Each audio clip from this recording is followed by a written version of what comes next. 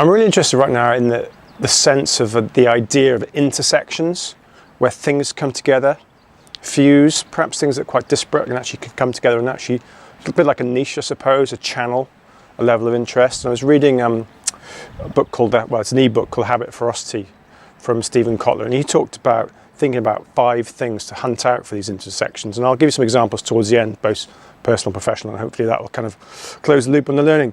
He talked about make a list of what you're interested in, that passion list, and then hunt for the intersections between those different things that can perhaps connect together in some way, and there are things that won't, so therefore there is no intersection. It's kind of like the cracks in the pavement, if you like, where the weeds can grow, and that's a good thing. So yeah, make a list, hunt for the intersections, play around with them is number 3, go public with them, share them in your own way, and then turn that passion into your purpose between perhaps 1, 2, or even more things that come together. And I suppose you've got to be careful you don't go too niche, too far out there. And that is the challenge with intersections. It's very easy to stay safe, and there is no intersection, just staying safe with one kind of subject area, if you like.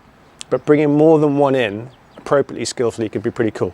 So for example, there's 2 things, and they perhaps seem obvious. So in my personal life, I like to run. But actually I like to trail run. And it sounds a bit pedantic, a trail runner, but actually it's an intersection. It's running, but it's literally on the trail in the right place. And people say, oh, he likes his running. Yeah, but put me, on the road round and round the laps. I'm not a runner. I'll be coming up with all the excuses. But put me on the trail, coastal landscape like this, mountains or otherwise, trail running, great intersection. More sedate one, perhaps a recovery after the trail run, is the idea of the independent magazines, or fine magazines often called. And essentially it's somewhere, the intersection between a magazine and a book on one hand. So it's a bit of a thicker thing, it's more artistically developed, a lot more design in there. It's kind of midpoint, a bit more expensive than the magazine, around about the same price as the book actually. That intersection, I love that, just that sense of place really, where 2 things come together skillfully on the whole. So professionally, in my own work, and I'm sure the idea of this thinking of your own intersections, which ones have you already created, which ones can you create? For me, there's 2 really that stand out. So there's the one around the idea of the coach and the coachee, which is my book, It's Not About the Coach. And it's the intersection of the coach on one hand, the coachee on the other hand, and actually how the 2 need to come together, and how the coachee actually probably has a bit more importance and prevalence than we just think of the standard kind of coach mentality, if you like. And also about, in the same vein, is around coach and culture.